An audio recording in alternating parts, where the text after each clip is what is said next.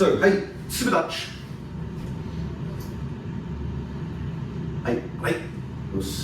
First of all, it's absolutely tremendous to see everyone, right? You know, it's been too long. The thing is that we can actually train with humans again. So I've been doing a little bit of that, but then also, you know, with summertime, my family's been traveling around. So what I always sort of intended to do long range was have the Sunday classes sort of more sort of a once a month thing. So that's kind of along where I'm going. That being said, any of you are invited. I train every single Tuesday and Thursday morning from 7 to 8 a.m. with a group in the morning. It's a different link to this. Just personal message me if you want to be part of those. You're more than welcome, okay? And it's a nice small group, but we cover a lot.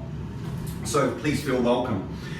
So what today's class is about is the idea, one of the things that sort of echoed through a lot in discussions with many of the morning group is how to translate sort of these more difficult concepts and the ideas of karate to students. So many of you teach. I find that the majority of people that are training with me are also instructors.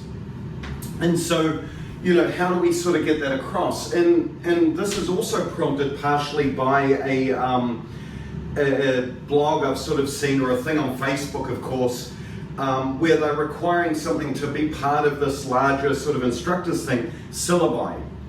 And it sort of gets you to think, okay, what does it actually mean to be a white belt, a yellow belt, an orange belt, green, purple, you know, this kind of idea. And what I want to do is, when you normally see syllabi, they're just lists of techniques. But I argue that it's so much more than just a list of techniques. It's about the underlying principles that those techniques bring out. And so what I want to do is I want to give you a different approach, because you always wonder, when's it appropriate to teach what and when and why? And so what I want to do today is I want to go through sort of a syllabus. We're going to take you all the way from white belt to brown belt. Isn't that exciting? So, you know, part of it, those of us that are downgrades, yes, Chuck. So those of us that are downgrades, it's really important for us to make sure that, one, we're doing it, right? Because going back and practicing this is important. But then number two, it gives us sort of a roadmap as to how we actually bring our students along with us. And so that's what I want to get through today, but I'm going to do it through a really unusual way. Ideally, we are not going to do Kihon once, but it's completely implied through everything we do. And so as I go through this, I do not want to in any way deflate the idea of Kihon, right? It's critical and important, but it's not the syllabus. The syllabus, I argue, is hidden within the Kata and Kumite requirements as we move forward. And what we're going to do is we're going to talk about those as we go through each part. So what we're going to do is we're going to do the Kata, then we're going to do the Kumite for that rank, we're going to talk about it, then we're going to do the Kata, then Kumite, and so forth, right? As we work our way up ourselves all the way to brown belt. And it's those of you that are advanced, I'm well aware that there's Godan, Sandans, people at a higher rank than me in here. I want you to question whether or not you're actually doing these principles, right? Because they undercut everything, and it never hurts for all of us, myself included, to really think about, am I actually doing what I'm supposed to be doing up to brown belt? Okay, sound good? So that's today's class, that's the idea. So from here, hey, oi, just relax, arms forward, let's get a little bit loose even though it's nice and warm. Good, other way. Good, out and back.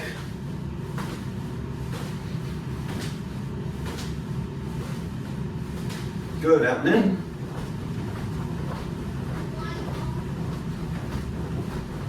Good, over to one side. And again, all of this today is my take, right? My take alone. So, you know, feel free to agree, disagree. I don't mind. Good, arms, legs forward, just relax forward. And back. Stay there, I'm just. Good, Zenkutsu.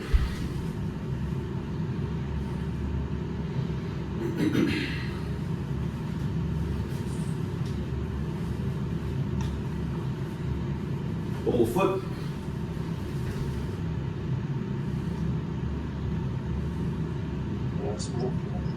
Good, knee down, toe heel out, Arm down and relax up.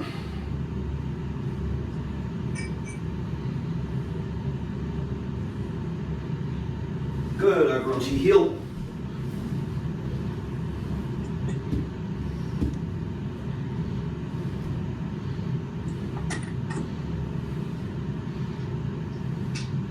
Good, switch, Zenkutsu.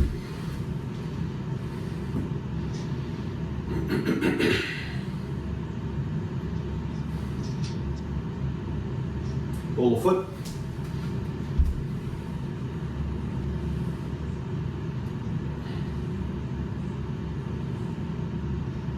Good, relax down. Switching.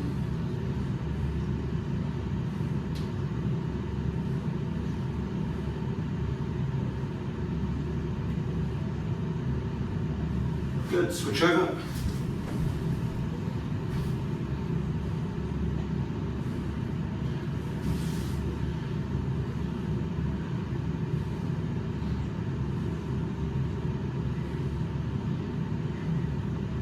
Good, center. Hips, nice big circles. Good, the other way.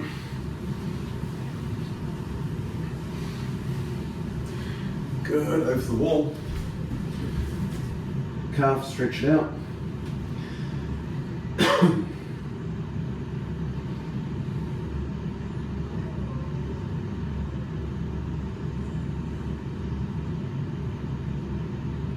Switch.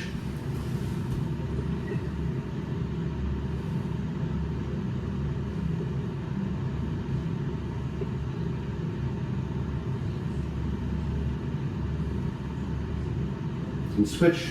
This time from here, just bend the knee, release the hip.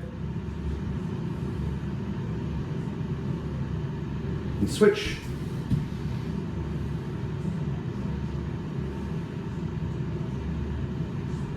Good, all the way under.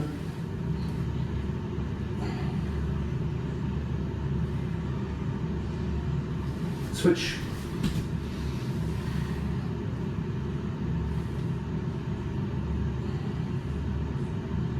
Good, and up. Hips one more time. Other way. Good, loosen off anything else and take care of some homework here.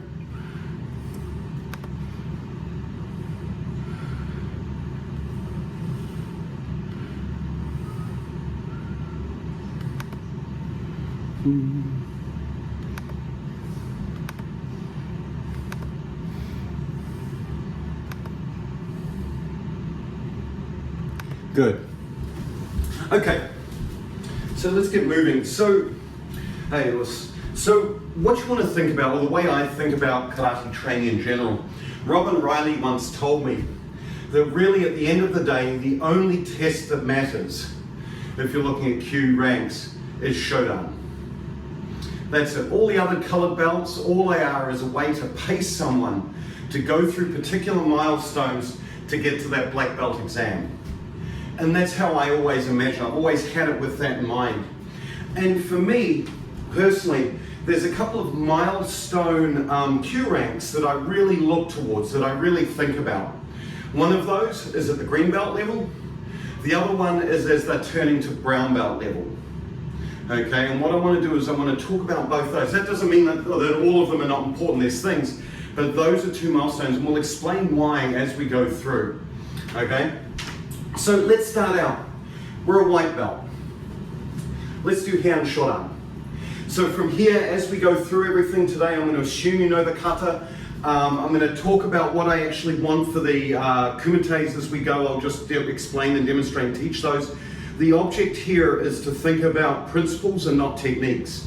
So just in terms of rules. So if you do something that's not necessarily exactly what I say, I'm not going to cry about it, right? But what I am going to do is I do expect you to carry on with the principle behind what I'm talking about, okay? So that's the idea here. So, Heian Shodan, hei yoi, nice and relaxed. Stepping out, just one move, one count, just be mellow. Hei, ich, ni, sam, shi, go, rok, chich, hach, ju, Ich, ni, hum, shi, go, rok, shich, hach, chu, chu, ich. Yummy. Good. So when you think about Heian Shodan, what do you think are the two most, or what do you think are the top lessons, the top things to be learned from Heian Shodan? For me, there's two things I look for somebody at a white belt level. Number one, it's about forward stance. It's about the idea of them dropping their weight and pushing forward. It's all about this front knee. And I think in other videos I've told you that really when I think of forward stance, it's not this, it's the act of doing this. And so when I sit there and I drop my weight and I push it forward, this front knee is critical. Okay, it's about the object of pushing your weight forward. The second thing that I look at really heavily in Heian Shodan is the beginnings of Hami and Shomen. Right, the idea, are they pulling their hips back and are they driving them forward when they're attacking? So whenever they block, are they in Mahami? When they're punching, are they in Shomen, right? These basic sort of principles. And then there's things like turns and blah, blah, blah, blah. You can go on about those forever. But at the end of the day, that's what I want. Are they pushing their weight forward? And have they got their hips starting to fall in some semblance of place?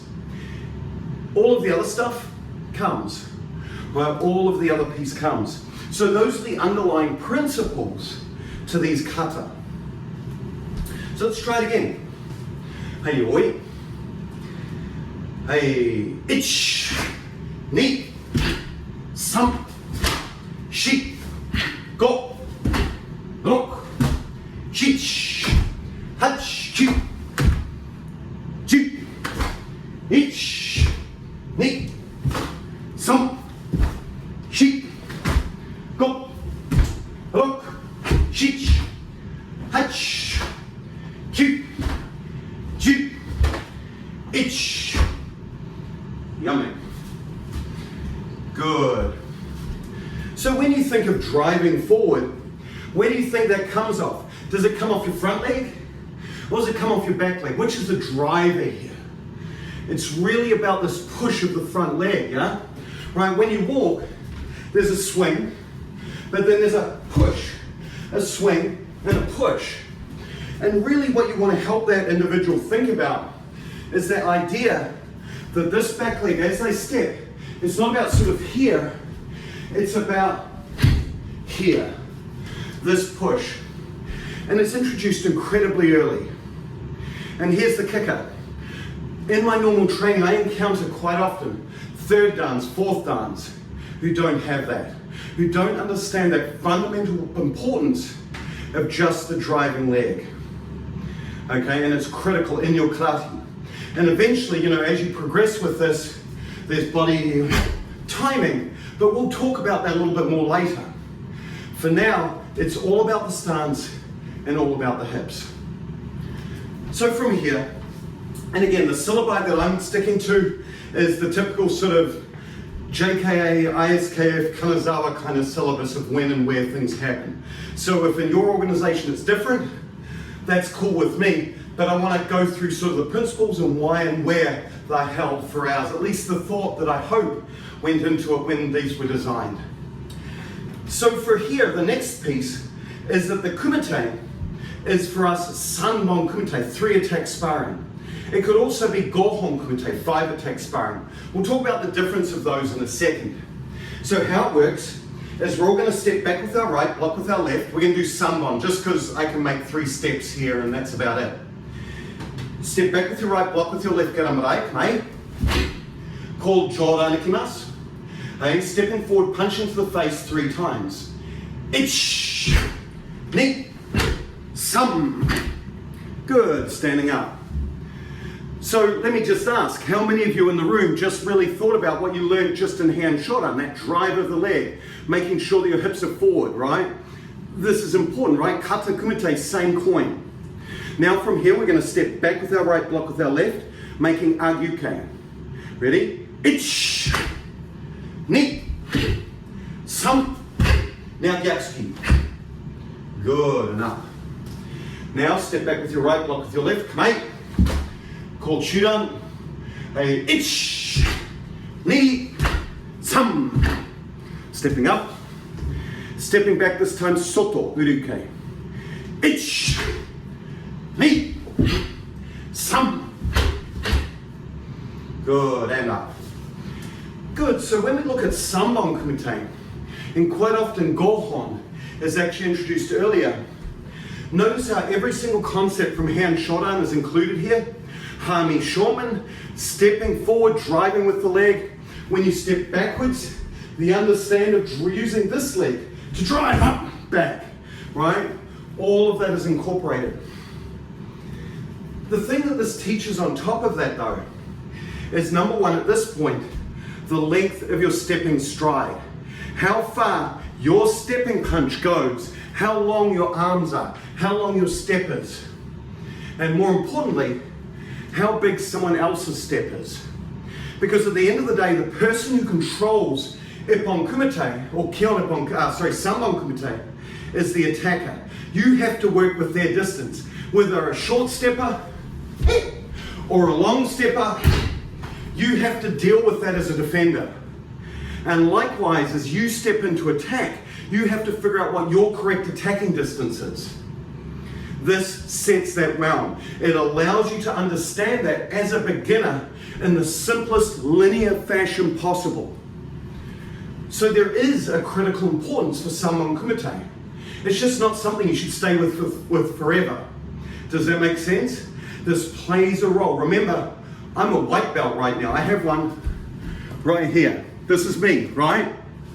We're a white belt right now. So this is the things that you want your white belts to be able to show and demonstrate that they understand at this point. Does that make sense?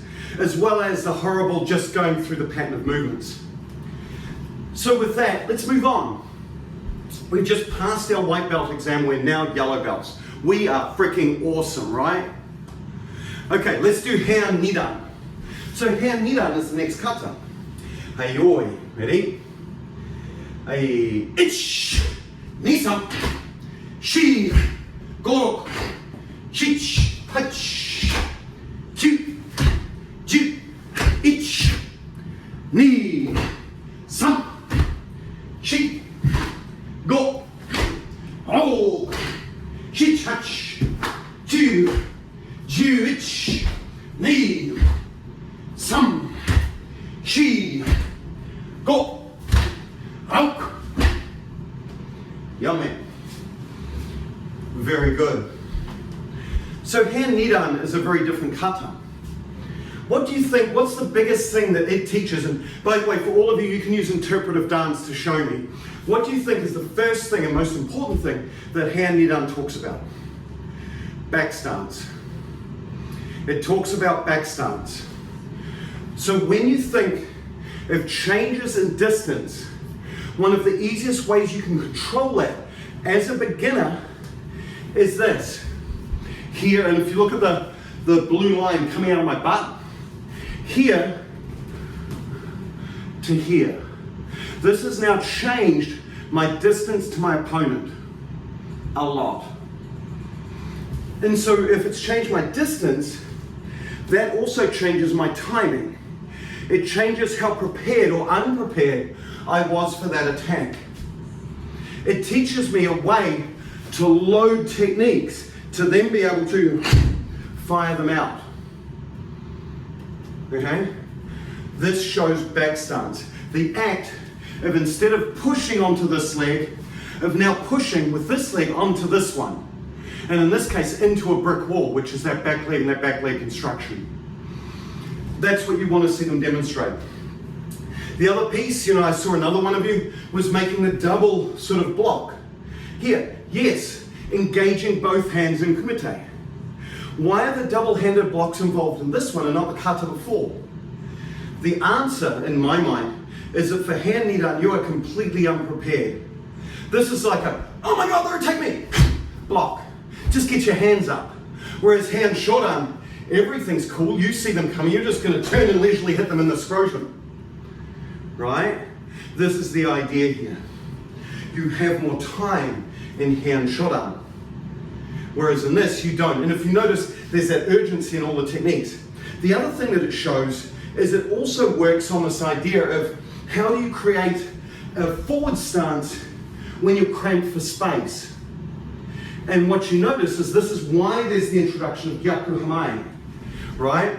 If you imagine, if you were doing Heian Nidan, my easiest technique would be just Uchuke and in, making a Zenkutsudachi-like movement. But what that does for me is that then pushes my body weight heavily into that opponent. If I'm here, keeping across, this keeps my body weight back, centered back. I'm still in a forward stance, my front knee's bent, my back leg's straight. But what's happened is it hasn't shifted my body weight in. And so it teaches you to be able to make these large actions under a very, very short time by keeping my body weight back. This is teaching you the beginning of distancing using in that transition between plus and minus. Whoop, there we go, and minus. Does that make sense? It's teaching you the extremes between these two stances. So let's try it again. Let's try Heian Nidan with these things in mind, ensuring that we can demonstrate that our body weight is centered backwards. It's centered on that back leg. It's not somewhere here in the middle of 50-50. It's actively pushed back. And when I say push back, I'm not talking about this kind of crack, right? I'm talking about here, centered off, boom, right? This kind of feeling. So, let's go. Ich, nisam, shi, go, shich, hach, chu, ju, ich, ni, sam, shi, go, rok, shi, hach, chu, ju, ich, ni, sam, shi, go, rok. Excellent. So you notice within Heian Nidan as well, is there transitions between controlling your weight backwards and then driving it forwards, right? And you see all the time, there's places where I'm in kokuts and then I expand through to zenkuts, right? So we've got this idea of being able to sort of preparatorily use our stance and then in the next movement, drive it in, make that huge body and body weight transition. And the kata's full of that. Really cool. So, for Sanbon Kumite at the yellow belt level, what I kind of look for is I look for a change in distance. And again, I still test according to ISKF, which uses the same thing 3 times. But what I introduce in my teaching at this point is I get them to think about what's being taught in Heian Nidan, the idea of back stance, and how that changes in relationship to your opponent. Does that make sense? So what you can do at this point, is you can change your blocks. You can change it, instead of it just being, say, I don't know, Agyuke or in Zenkuts, change it to Agyuke in Kokuts. Change it to Agyuke just back, change it to Sotuke, change it to Uchuke. But use the Kokutsudachi stance. And what you'll notice is that that will change heavily the timing that your partner, that you as the defender say, have to deal with your opponent, right? Because you're not blocking them at the same place here. Wrist to wrist here is not the same as when I'm back here. I have to effectively engage the block early, touch, and then expand them on, pull them towards me. You see what I mean? And that changes. The other thing that they notice, and you'll notice that beginners and black belts will constantly want to stay in some sort of Zenkutsudachi-like stance. Remember, white belt, yellow, orange, green is about a time of plussing and minusing, showing complete shapes. So force them to do that in relation to another human becomes really difficult. So what we're going to do this time is we're going to attack Jodan, Shudan the same way that we just did, but this time, just for argument's sake, We're going to use Jodan Heian Uke, and we're going to use Marote Uke, okay, as our blocks. Again, you could use Soto, you could use Age. I'm just giving you something else because they're in the kata and that we can play with them a little differently. Sound good? Okay, so let's do Sanbon. Back with our right, block with our left. Hey, Kumite. Hey, Jodan. Ich, ni, san. Good, standing up. Now stepping back. Heian Nidan block. Ready? Ich. Check you're in stance. Ni, san. Now from here, drive straight across whatever technique you want to use to defend yourself with. San. Good, and up. Good, so just as a quick comment, is this how it felt to everyone? Wait a minute. Whoa. It seemed to take forever, didn't it? Because you're going from back stance to back stance, and you're physically further away from your opponent, you have that time. And so this is that change in timing that I'm talking about. Everything doesn't need to be just in time. Oh my God, here they come up! Because my face is right here as I block. When I use Heian Uke into kokuts, I have more time. I can step back, oh! I have the time to be able to relate to that. And it becomes even more obtuse when you're going back into kokuts, from kokuts to kokuts. I remember at an instructor's exam, I was not asked this question, but the question was asked, what's the difference between Sanbon Kumite and Gohon Kumite? The answer the instructors wanted was just, well, one's 3 steps and one's 5 steps. But of course, JD being the idiot, when I'm thinking through this, the answer is actually those little increments and changes in somebody's step add up to a lot more. And that's why practicing Gohon Kumite, especially at early stages, can be really important. Does that make sense? Because the things that you do wrong, those missteps and little half steps and the way you're setting up your distancing, especially as a defender, become greater and greater the more steps you add. So don't be afraid to do Gohon Kumite, 10-step sparring, things like that, right, as you work your way through to develop that linear distancing, which is what we're working on here. So what I'm going to do this time, you all are going to attack me first. I'm going to block all of you at once because I'm a ninja, right? And then what's going to happen, I'm going to attack you and you all have to defend yourselves against me using back stance. So ready? Step back, make Kumite. Call Jodan. Hey, oh, sorry, we haven't done Shodan yet. Right, so from here, just do Jodan. Let's do Jodan, then we'll do Shodan. Ready? Hey, so step back, Kumite. Jodan, I'm going to block Heian Uke. Ready? Ich! Geez, you all took forever. Ni! Sam! Then from here, gotcha. Right, my turn. Ready? I step back. Jodan. 2, 3, and defend. Boom, hit me. Good. Hey, good. Now I'm going to step back. This time you're going to punch Shodan. I'm going to use Marote Uke this time. Or I might change it up. I'll decide. Ready? Hey. Kumite. Call Shodan ikimasu. Hey. God, one of you is like on the other side. That's just confusing. That's okay. I'll do some talking about that later. Ready? Ich. Ni. San. Good, and up. My turn. Hey, Shodan ikimasu. Ich. Ni. San. And defend. Pop. Good, and up. Good, and relax. So what we have now, from a white belt, we've got an understanding of forward stance and the way that that changes your weight in relation to the human. We have an understanding of Hami and Shoman. As yellow belts, what we now have is we have an understanding of being able to hold our weight back and then be able to throw it forward, right? How to use that center. Notice almost everything I'm talking about here is not about the techniques, what we're doing with our arms, but what we do with our body center dynamics, which is more important, right? And how the technique plays into that, right? The other thing comes in with Heian Nidan, of course, the idea of using both hands at once, right? And also Gyakuhame, thinking about those kinds of things. Okay, and then in Kihon Ippon and Gohon Kumite, we can also relate that in as well by simply changing the stance we use.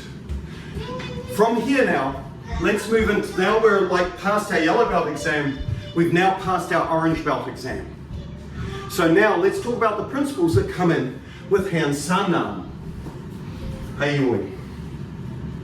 ready? Hey.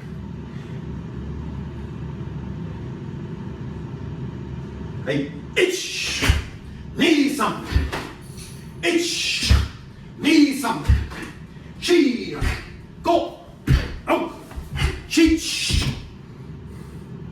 ha, here, two, each, ni sam, she, go. Good, hear me. So what's the key defining thing in Heian Sandan? What do you think? Yeah, that's right, Kibadachi. So what's Kibadachi's function? If Zenkutsudachi is to run forward and Kokutsu is to have this whoa and then go, what does Kibadachi do for you? It allows you to stop. It allows you to stop that forward momentum. When you think about it, if you're in full oizuki, then a run and then go to kokutsu, it's really hard to stop it, right? If you're in oizuki, how do you stop this momentum of just running forward? The answer is, you do exactly the same as an ice skater. Skate, skate, skate, skid. And that's what Kibadachi does for you in terms of controlling your body center, in terms of stopping you to drive forward. Understanding that you can just dig your leg in, sink the hip, allows that to happen out of a forward momentum kind of situation. Does that make sense? The other thing that it does for you is it gives you an incredibly stable base. A position where you're not protected this way, but this way to this way, you're stuck in place by virtue of the stance. And it starts you to think about that. The second thing that it teaches you is this idea of a little bit of hip vibration, of little micromanaging of the hips. This was introduced in Heian Nidan, but no one ever gets it, right? They all sort of get stuck in subtuse action, but they miss the little sort of teeny actions of the hips here. In Heian Sandan, it's brought out a little bit more. The idea of here and feeling the push as this leg comes down and hits and fires this hip to make that connection. Then using that bounce to create the vibration that you want in the hip. That's starting to come in. And it's starting to teach this sort of action that hips are able to move even if you haven't got the subtuse, hami, shomen kind of action. You can still use your hips to make action. It's something we're going to visit later on more correctly in Heian, and when we do Tekki Shodan, when we're turning into brown belts. But for now, it introduces those concepts and starts to get them in. Does that make sense? That's the key thing here. There's another piece in it, but I'm going to save it for Heian Godan, and then I'll bring us back to Heian Sandan. Right, because again, also remember that different kata back inform you. So one example of that we've seen already is this use of a little bit of hip vibration, right? Heaven forbid, micro rotations coupled with intra-abdominal pressure is hip vibration in my mind, right? When you, we had that kind of in Heian Nidan already, but you don't focus. If I said that to a yellow belt, they'd freak out, right? Now if I tell them to just relax their arms, the hip movement just happens naturally. You see what I mean? I'm not telling them about vibration, I'm not telling them about this, but you want to see that little sort of, rather this, let them just relax and make the action. You know what I mean? And learning that little bit of relaxation, that little bit of sexy sort of g'day, right? That little bit of bum wiggle at that stage is fine, because we're going to tighten all of that up later. Does that make sense? We're going to work on that when they become brown belts, but you want to see the makings of it. Likewise here, when they're in the Kibadachi, they've got their arms forward, right? And then they hit. It's not just this, it's this throw, this action of the body and the way that it moves within that restricted stance. So if you notice, all of the vibrational kind of actions that are in Heian Sandan are done out of either Haizoko or Kiba, which are very restrictive, hip restrictive stances. And that's to help prevent any overt wobbling that you see. So, Heian Sandan's goal is to teach you how to stop. It teaches you Kiba. So when you think about this, the stance of what you have by the time you're an orange belt is you have the 3 basic stances, Zenkuts, Kokuts, and Kiba, but more importantly, you have the function of those 3 stances. Driving forward, driving back, and then being able to drive forward, and then being able to stop and then move out of that. Does that make sense? It's about controlling your weight in a very basic and simple way. And this is what you look for someone when they're sitting there orange going to green belt. Okay, is their ability to have the makings, the beginnings of this. Okay, let's do Heian Sandan again with those things in mind. Ayoi. Ready? Hey, ich, ni, sam, shi, go, chich, hach, tu, tu. And you can feel it, right? Especially in that spinny one, and then stop. And then recollect and go. You know what I mean? Just the timing of that brings that out. Aich, ni, sam, shi, go, ok, chich, hach. Yummy. Good. And there's pieces of the knee lift and the drop that become important fundamental building blocks for kata like Gion and Jite down the road, right? But you talk about those when they're thinking about Gion and Jite. You put in the foundation now. You see what I mean? And build in the detail when they're ready for it. This is what's important. Okay, so on to Kumite. So Kumite for this is the last time that you do Sanbon. So by this time, the person should have an excellent understanding of linear distance. They've been doing this for 3, 6, 9 months now, if they're doing a test every 3 months. That's all they need to do. It's not forever. They need to come back and revisit it, but this is the last time they really work on it. So the last piece that I would encourage for Sanbon Kumite is twofold. Number 1, changing among techniques within the 3. Creating that fluidity of mind, because by now you've practiced Godan, Age, Soto, Uchi. You've practiced the basic blocks and had them all added through Kata, right? So you should be able to deal with that. So the attacks that we're going to go through now are going to be Jodan, Shudan, Maigiri. Instead of being Jodan, Jodan, Jodan, it's going to be 1, 2, 3. Right, let's try it. Ready? Hey, step back. Get ready. Hey, I'm going to step through Jodan. Ich.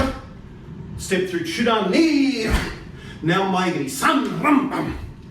Good. Now we stand up.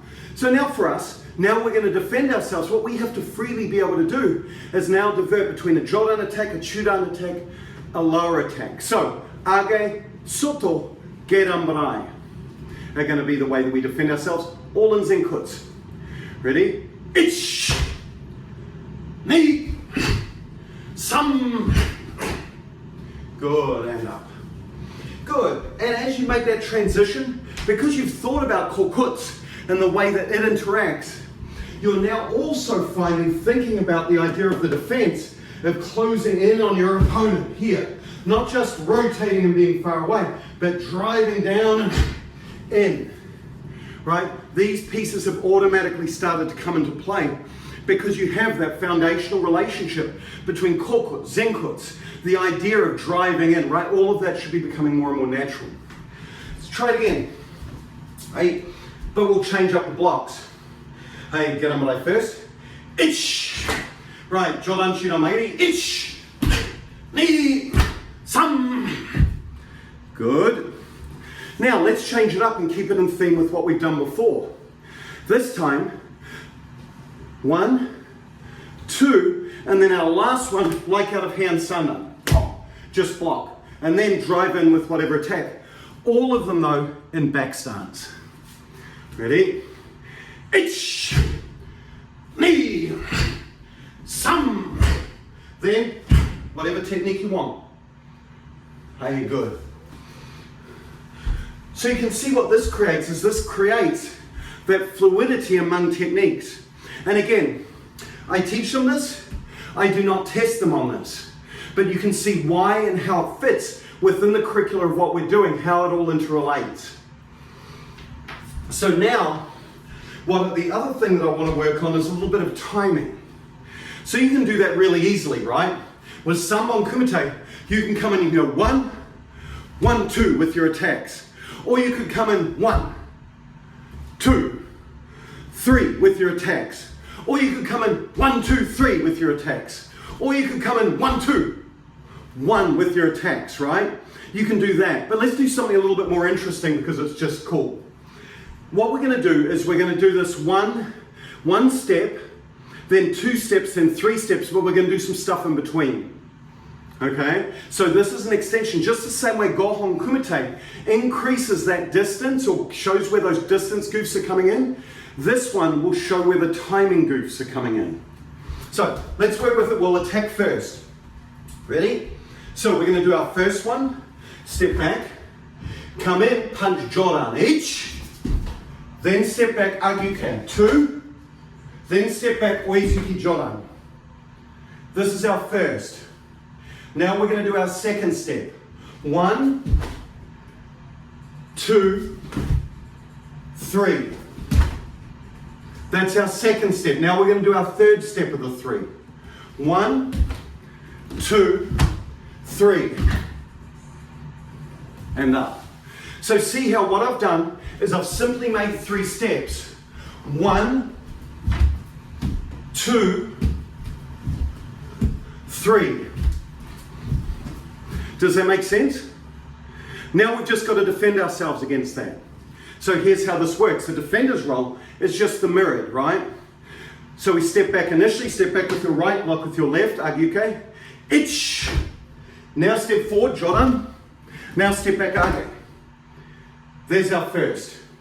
Now our second. 1, back, forward, back. Now our third. Back, forward, back, then finish. Let's do that pattern again, but this time with Sotuke, just to make sure it's in. I'm going to attack first. All the attacks are going to be Chudan. The blocks are going to be Sotuke. Ready? Hey, mate. Hey. Ich. 1, 2, 3. Knee, 1, 2, 3. One more. 3, 1, 2, 3. And up. Now let's defend against it. So it's going to be back, forward, back. Ready? 1, 1, 2, 3. 2, 1, 2, 3. Our third one, 1, 2, 3, and then counter. Good, and up. Does that make sense? So here's where is everyone good with the pattern? Okay, I'm going to attack you. You defend yourselves. Okay? This is how you can play with it. So this is how we can stuff around with it to make it interesting and change timing. You ready? So, we have to play off each other. I'm going to pick someone randomly in the room to use, if that makes sense. Right, just so that it gives me, so if my defense is a little bit off timing with yours, that's why, okay? Or I'm just screwing up. Right, ready? You'll never know. Okay. Hey, Jodan.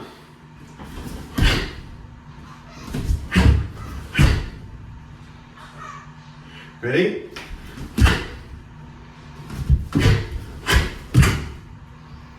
Gotcha. Now I'm waiting on you guys. Now you defend. Punch. There we go. So it becomes hard, right? What I can do is I can change the counts. I can change the idea that here, my attack is 1, then I've got to wait for you. Now I've got 2 attacks I can do. I can break them up into 1, or I can break them up 1, 2 as I go. Does that make sense? Now let's do it as a defender. You attack me. I'm all ready. Again, I'm just playing off one of you, right? Hey, mate, good, ready? Whenever you're ready, step in.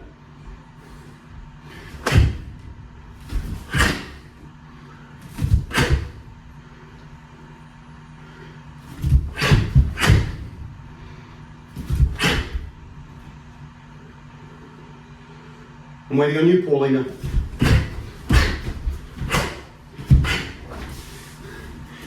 So see how the timing plays in with this. And again, it's very awkward to do it over Zoom, but you get the idea how now what I can do is I can exacerbate the way that the timing works, both between the defender and also offender. Does that make sense? And this is how I can start to play with it. This is how we can change that round. Everyone cool with that? So what you sort of have got now is you've got somebody who's sat there, gone all the way through. They should, by the time they're an orange belt sitting their green belt exam, they should have good ideas of Hami Shomen. They should understand the function, not just the shape, but the function of forward stance, the function of back, the function of side stance, of kibidachi. They should have really good in a linear form of stepping distance, both in terms of oizuki, back stance. You can also add in side stance if you want, any of those, and they should have a good understanding of timing as it speaks in a linear sense. Now, what happens is that many instructors get stuck and do Sanbon forever as a focus. By the time they've gone to orange belt, they should be showing they understand everything. That doesn't mean they can't brush up on it, obviously. But this is the principles that they should be able to demonstrate as they now progress into being a green belt to purple belt. So this brings us to green belt, which the time as a green belt in my mind is one of those key crucible moments in your karate Q rank training. It's one of those times where there's a lot of development that goes on. So let's talk about that in the context of Heian Yondan. Heian.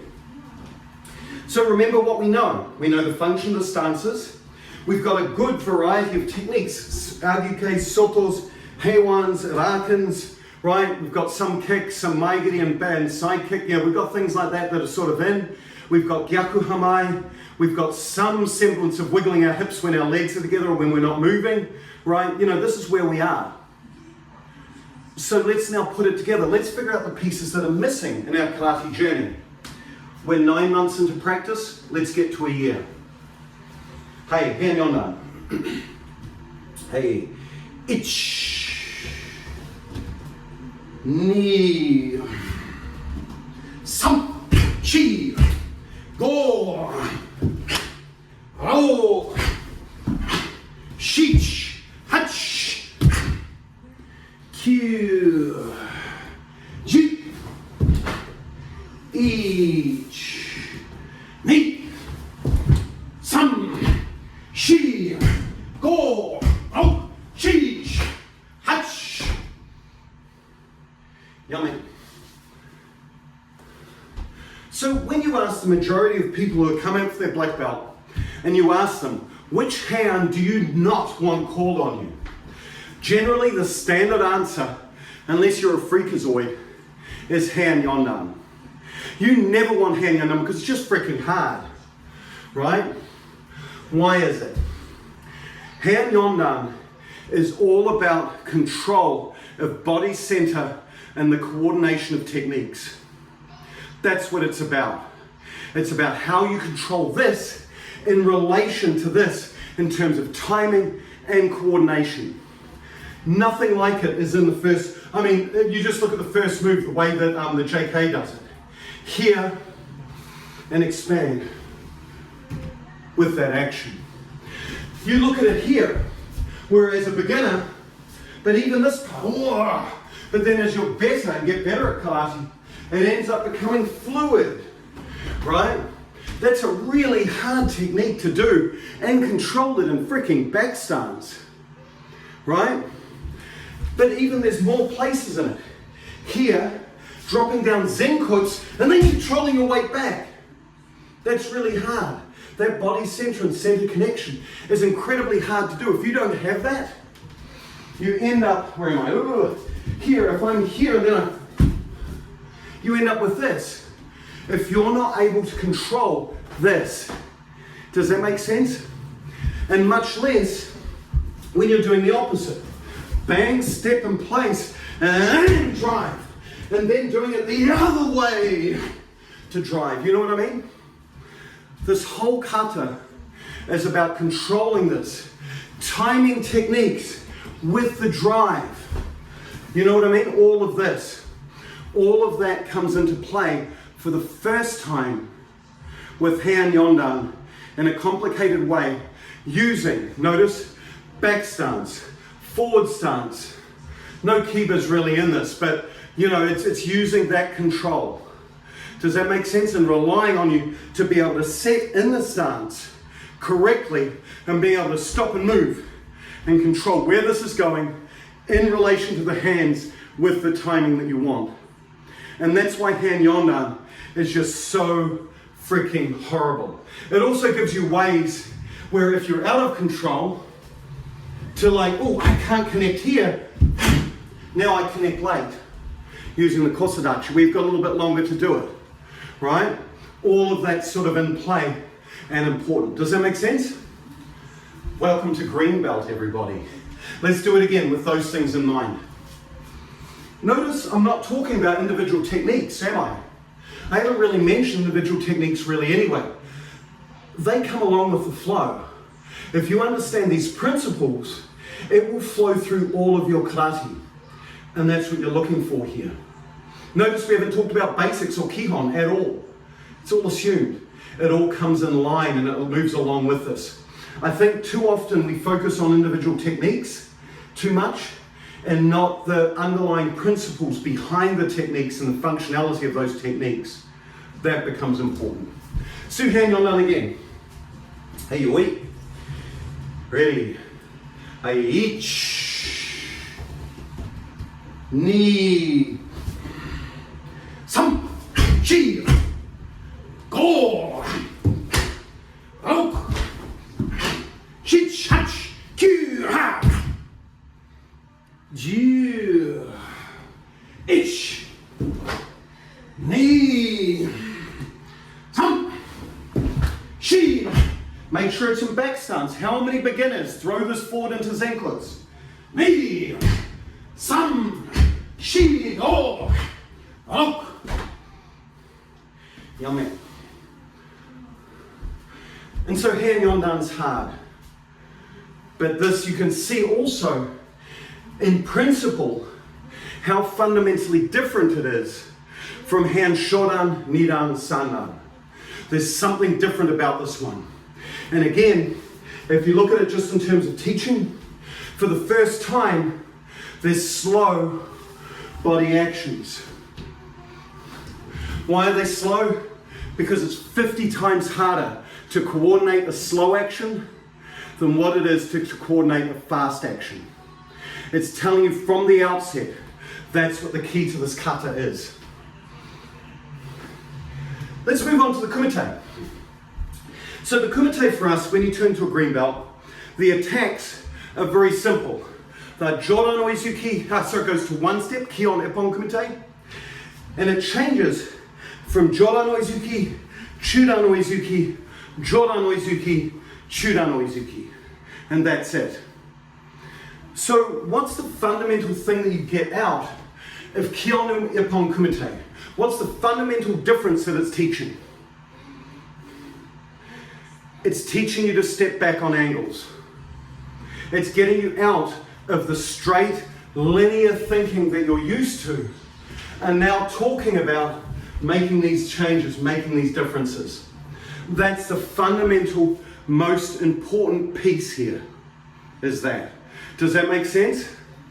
Because when you change the angle, if I grab Bob, my buddy, oh, it's awesome to be part of the class today. Okay, when you use bob, right, the idea is I'm not just stepping here and driving in. I know what my linear distance to stop, right on bob.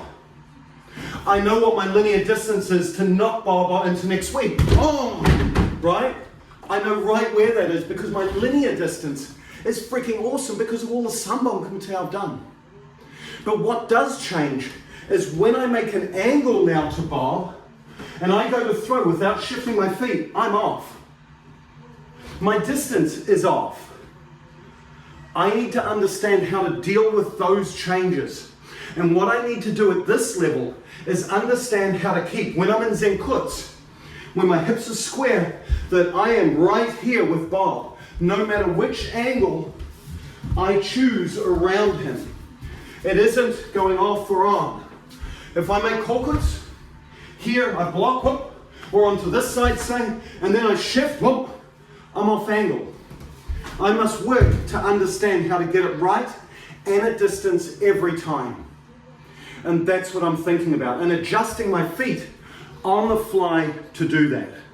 Does that make sense? Right, so let's practice with some basic Ippon Kumite. We're going to practice it, we'll just do it on the one, we'll do it both for now, but I'll give you some things that are important at a very basic level to do.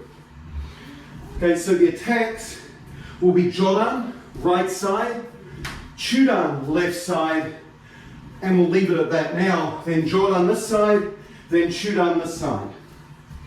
Okay, ready? So let's just do the attacks first. I will come in, I'm going to block with my right, I'm going to go back with my right, block with my left. Make the Jodan attack. Ish! Good, and up. Back. Chudan. Hey! And up. Now back with the other leg. Punching Jodan. Ish! And up. Now back. Punch Chudan. Hey! Boom. Everyone's clear on the attacks, right? Yeah, okay, I just want to make sure that everyone's on the same page. So now let's defend with them. So let's say, for argument's sake, you could go back to what you've always done. What have you always done? Right up to this point. You've stepped back linearly, you probably block Arguke. So we could do that. Here we are. You ready? Let's do it just facing each other. We're just going to block two Jodan attacks, one on the left, one on the right. We're going to use Arguke Gyatsuki.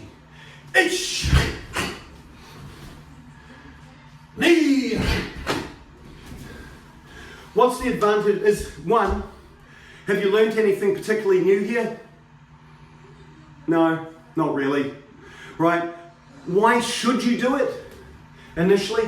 Because it makes sure that you can shore up your attack. At the end of the day, by the way, the only thing that matters here is that you frickin' punch them. That's it. That's all you want. The reason you're blocking is so you can smack them as hard as you can. So everything is designed to get you in that position to thwack them. Okay, it makes sense. When you make that first attack in Sanbon Kumite, you had 3 attempts to shore up your distance to make that perfect Gyakuzuki. In Ippon Kumite, you get 1. So showing Arguke Gyakuzuki does have a role. Just not particularly useful for the technique. So what I encourage you to do is let's do something a little different. Jodan will come in. This time what we're going to do is we're going to block Sotuke Jodan, Zenkutsu. So from here, punch is coming in on, for me, it's coming in on this side. I'm going to step out this way. I'm going to step around, Sotuke, and then from here, drive in Gyatsuki. Ready? Ish! Opposite way, knee. Very good. So what you've got to think about here is this, and I always work with this, is really working on students to become as simple as possible. When you make this action, number 1, don't break. Don't make this, ooh, wait a minute, I'll do it this way because it looks stupider. Move my face towards the punch. Now step and leave my face in the way as long as possible before I shore up and turn. No. Think, simple, drop, curve, make the block. Clear yourself off the railroad tracks, off their attack. And then from here, chances are you're probably at a bad angle. So instead of making one, then step, then push, then rotate, don't do that. Simply from here, push off your back leg to make the distance and the angle that is correct for the technique. Does that make sense? So don't make it this 1, 2, make it simply a push into where you want it. And this punch should be directly on the target that you want at exactly the right distance every time. You see, what Kihon Ippon Kumite does is it provides a place for a student to have a fixed attacking distance. They're dealing only with arm length and stepping distance. That's all they're dealing with at this point. And they then learn how to move their bodies around to drive the technique in.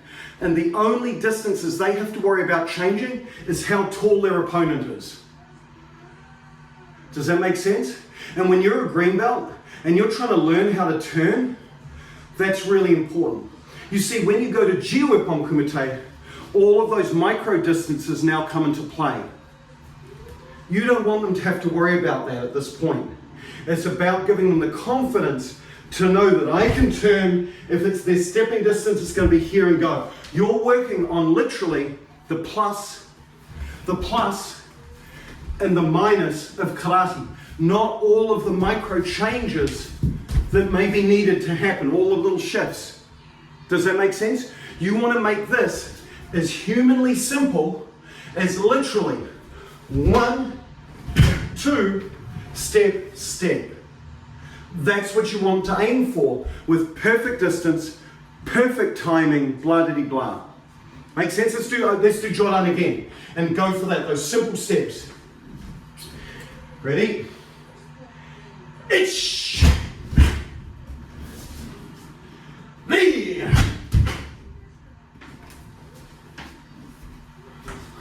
Harder than what it looks, and wait until you get a human in front of you, right? So that's one idea, is this idea of, at the moment, we've practiced rotation around. However, for Shodan, let's switch it and let's use another way of shifting. Let's use shifting. So this time we're going to use Uchuke for Shodan, right? But what's going to happen is we're simply going to rotate and push here and then punch in. Does that make sense? So that's the shift. So rotate, shift. Ich. Knee.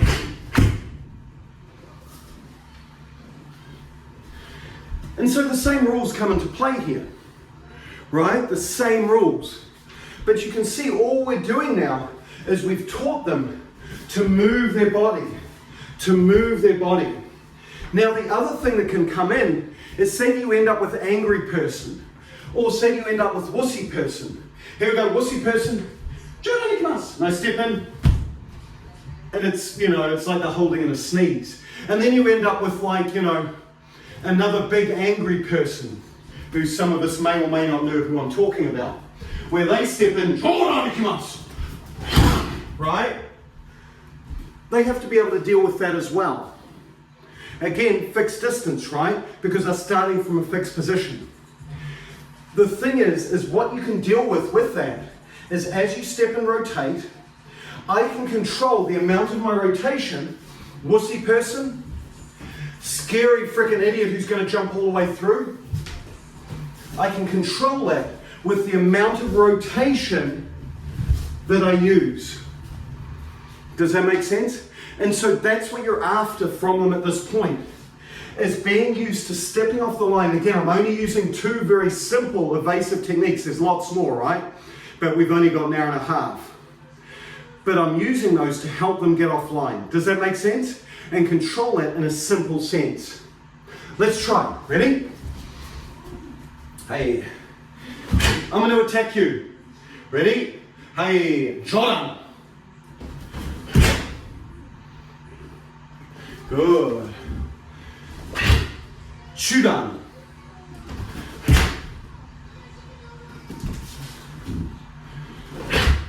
Jordan.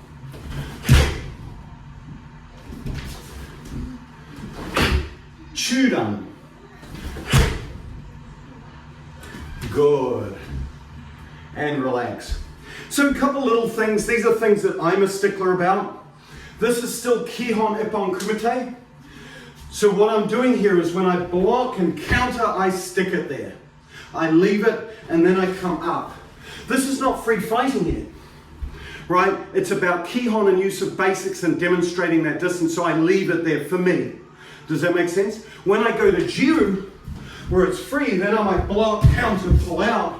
But I'm not going to do that until I'm a brown belt, or if I'm introducing it on purpose to them for a specific reason. Does that make sense?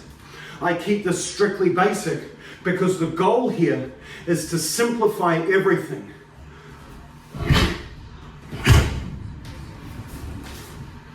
Does that make sense? Because that falls in line with what you're learning with Heian Nidan. And that control and use of center that you've been working on with Heian Nidan plays into role here. Does that make sense? Okay, so by green belt going to purple, what you're looking for with them is that they now have this idea of the function of stances. They have Hami Shoman definitely, right?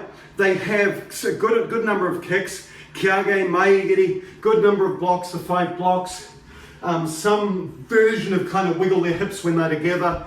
They have a good use now of understanding how their center plays a role in the formation and the timing of their techniques. Let's become our first level of purple belt. So our kata now is Heian Godan. Hey, oi. Ready? Hey. Ich, ni, sam, shi, go. Oh. Shich, hach, ju, ju, ich. Ni, sam, shi, go. Oh. Shich, hach, ju, ju, ich. Ni, sam.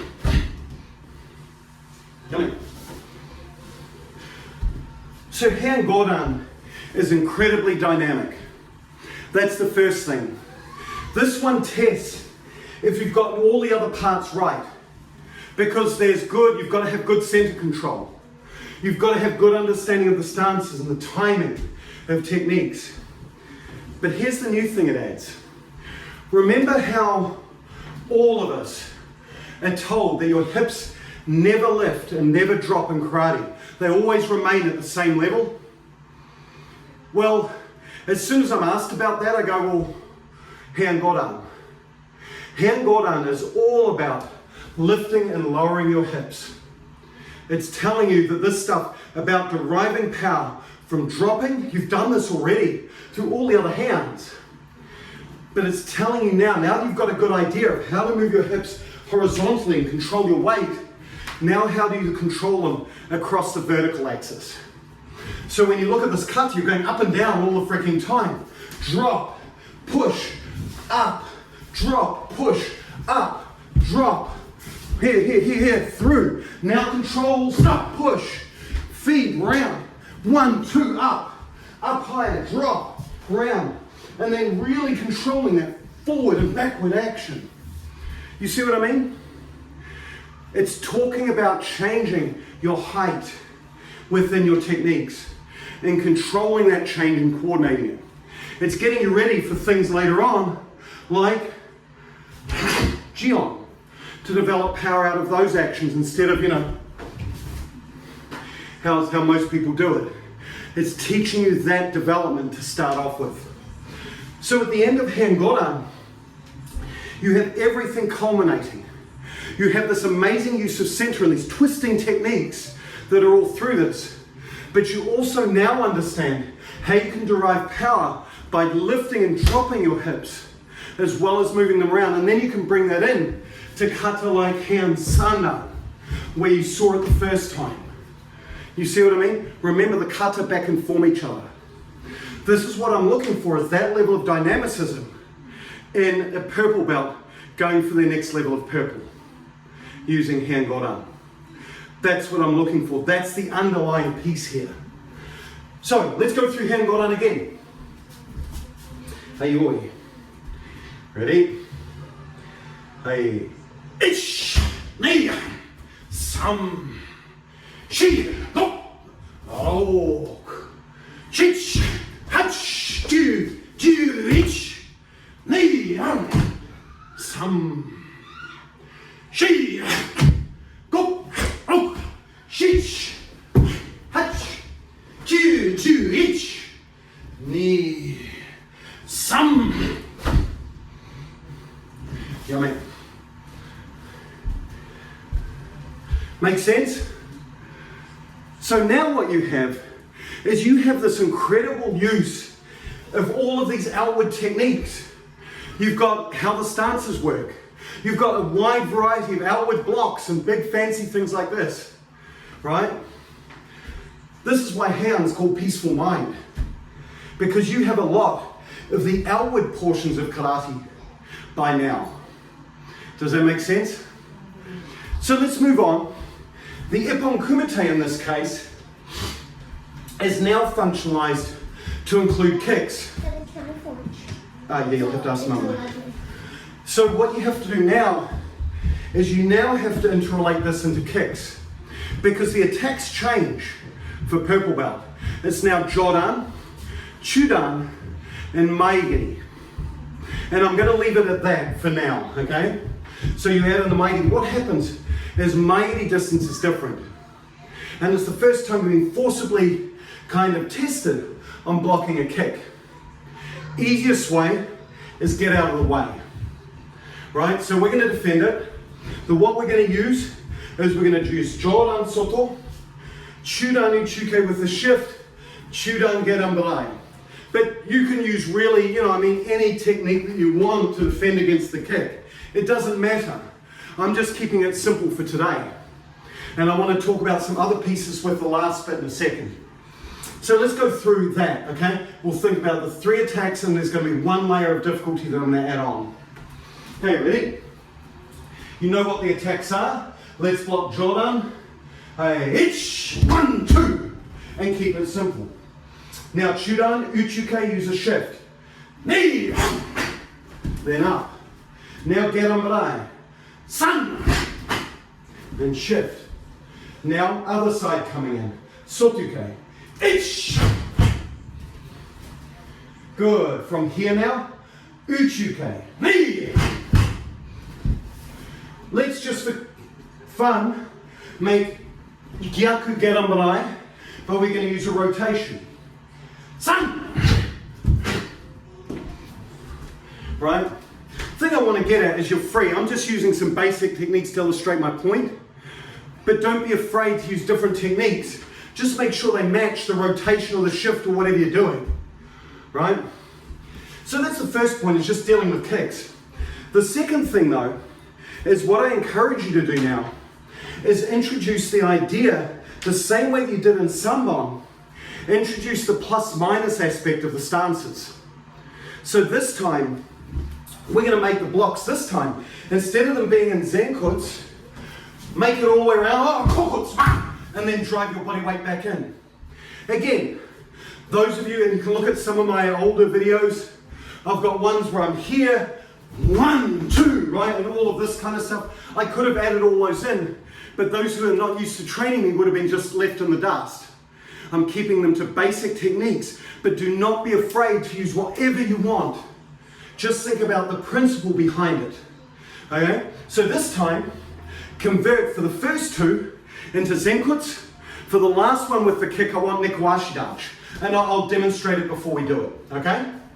So, from here, Sotuke Kokuts. Ich, ni. Good.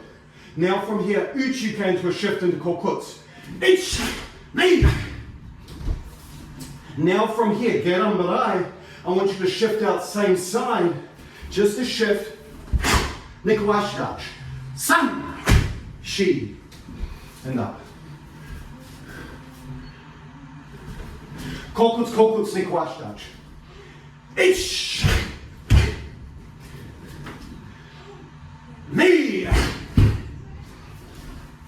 Oh, I think I cheated and used Zenkuts there. Now Gedan Belay, San.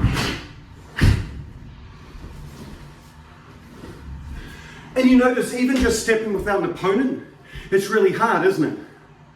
Right, to have the discipline to kick into that stance. That's fine. Let's do it again. Ready? Hey. Ish. And really think about back, forward, back, forward, and end to your opponent, yeah? Right, Uchike, knee. Now Nikwashi Dutch, San. So with the Nikwashi Dutch, what you're going to find, you're probably going to be too close for the punch. So what should you do? Yeah, exactly. So for example, one of you is demonstrating this idea of here, and then just shortening the technique.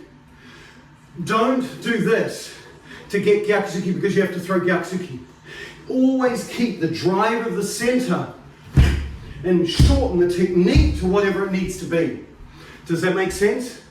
To maintain that full push of the leg, drive into Zenkutsu that you're looking for. Does that make sense? Really important. Let's do the other side. Hey. Ish. Oh, I just messed up myself. Knee. There. Kokusu. San. Good. And up. So everyone get the idea? So what we're doing now is we've added on, as well as dealing with the angles, we've now added another component of adding the plus and minus of the stance on angles, because that also changes. Remember, Kol Kutsudachi done at a 90-degree angle is actually Zenkutsu done at a 30-degree angle. Right? Things like that that I have to deal with and be able to do in the mental calculus as I switch from stance to stance. And with another human there, that can work towards or against your advantage. Does that make sense? So that's what you want that green belt to understand, is where their feet are. It's not a matter of where their feet are or the stance they make. It's a matter of where their body center is. And then the stance gets formed around that. Does that make sense? Because you always want to be in that perfect bobs right here, that perfect attacking distance. Everyone cool? Okay, so let's turn it, let's go from there to be a brown belt. So the kata that comes in is Tekki Shodan. Hayui. Ichi, ni, san, chi, go, shi, hachi, kyu, ju, ichi, ni, san, shi, go, ro, shi, hachi, kyu, ju, ichi, ni, san, shi, go, ro, shi, hachi, kyu. Young man. So Tekki Shodan is just a freak, right? We've gone through the hands. We have an idea of our basic stances. We have an idea of Hami Shomen. We have an idea of basic hip movement of translation, reverse rotation, direct rotation, moving our hips up and down to create power. What Tekki Shodan works on is having little room to move the hips, so you can only make micro rotations because you're in Kibadachi, and connection. Tekki Shodan is the last piece of the puzzle. This teaches you vibration, and that's its purpose. So what we're going to do, there's many, many ways to teach this. What you don't want, and when you see men do, is men try to, and again, I'm being very general here, right? So I'm just being, stereotypical. This is not for everyone. But what you'll often see, I call it 45-year-old male syndrome, right? Is this with Tekki Shodan. You know exactly what I'm talking about, right? And meanwhile, what women tend to do is they have floppy hip syndrome. So they'll do this to create power.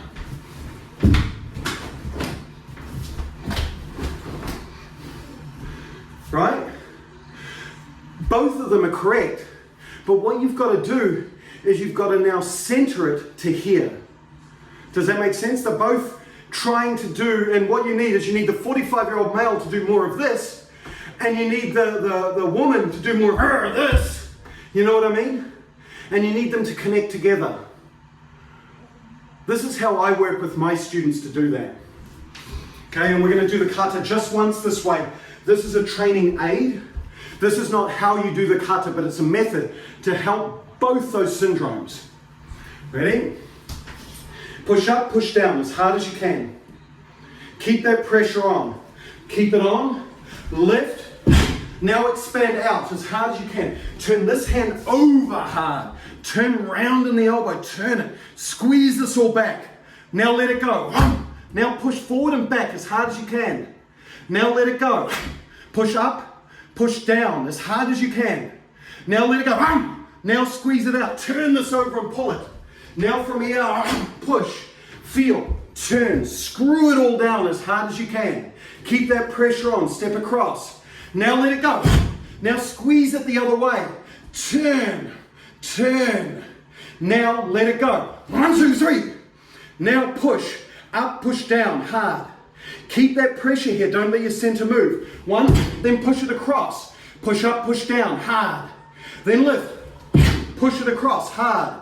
Now let it go, push it up, push down, hard. Now let it go, and relax. Now just come up. Notice what that did is that the whole time your abdominals were flexed throughout that technique. By pushing hard, and not up here, but in, it forced me to flex here. Up and down, it forced me to flex here. Open, it forced me to push down and flex here. Forced me to push here. This is how you develop that. Tekki Shodan is a shorei kata. It's a heavy kata. So what Tekki Shodan does for you, which is new and important, and remember, I said one of those critical tests is when you go for your brown belt.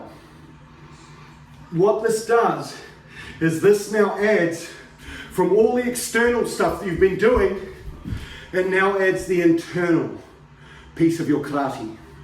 It gives you your first insight into that then permeates through everything. All of a sudden, Heian Sandan becomes more powerful. Does that make sense?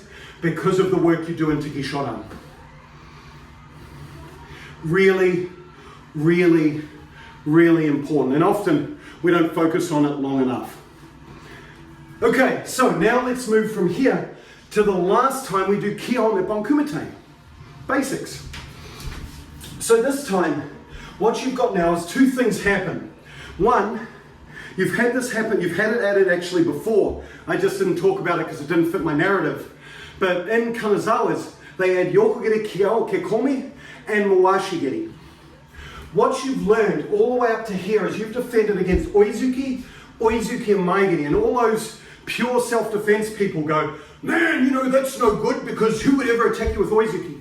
Why is Oizuki used? Because you're a freaking beginner. You're learning. This takes a really long time to come through unless you're Naka Sensei. But what it does is it gives a beginner an opportunity to be able to develop these things, to understand stepping distance, to understand on rotations. The other thing as well is with Jodan, Chudan and Maigiri, how you deal with them other than the height, it doesn't matter which side you go fundamentally. Right? There's certainly advantages going one side to the other, but does it really matter? Not in the frickin' slightest. All of these attacks are coming along my railroad tracks, choo-choo, and coming in and bang, and all you have to do is step to the side and hit them. When you have somebody come in with Yokogiri Kikomi, it is infinitely easier to deal with it if you block it around the heel side rather than the foot side.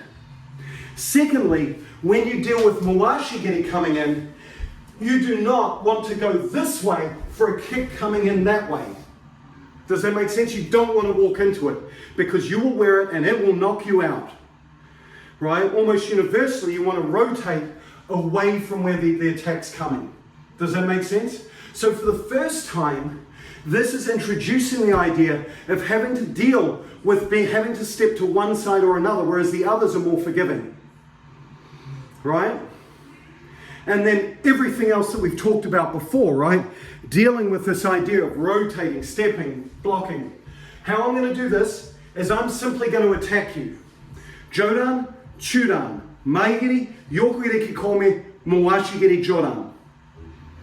Defend yourself. Keep all of the principles that you've learned, right, that we've been working on all the way through. Remember, this is all cumulative practice, right? And defend yourself. Okay? Here I come. John.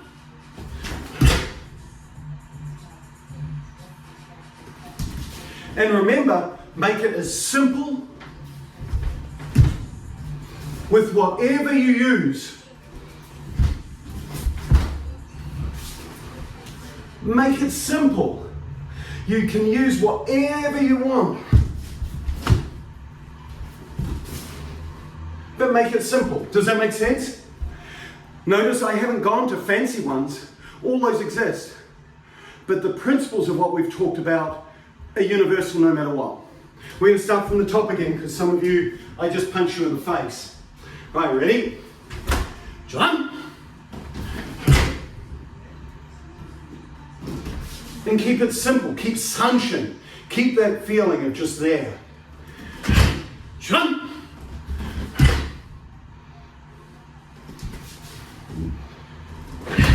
Mighty.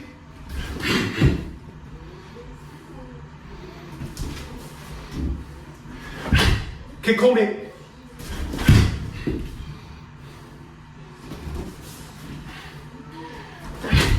Moashigiri. Good. Good. One direction I just saw one of you do it, which is absolutely right on. Notice how before I said, rotate out of the way. The other direction from Moashigiri that's really good, thanks for reminding me, is step straight in on them. Right, and just flatten them. Okay. Hey, other side. John.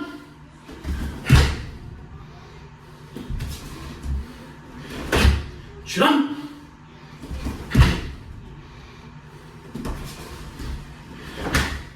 Mighty.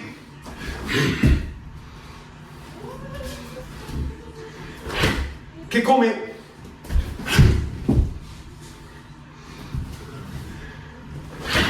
Moashigiri.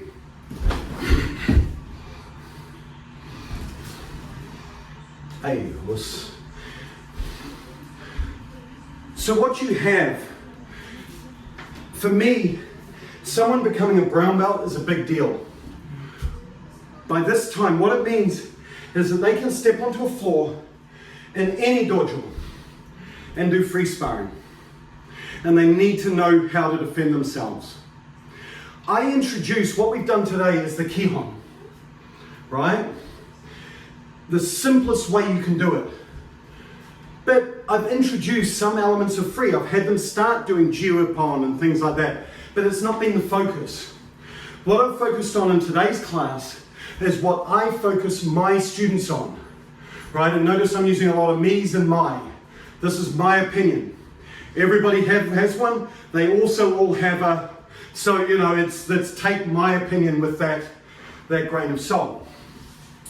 The other thing to remember though, is that by the time they're a brown belt, by reference to the Kata and what they've learned in the Kata, and what they've learned out of the Ippon Kumite, notice I haven't done any basics at all, but you have a really clear idea of what a brown belt should look like.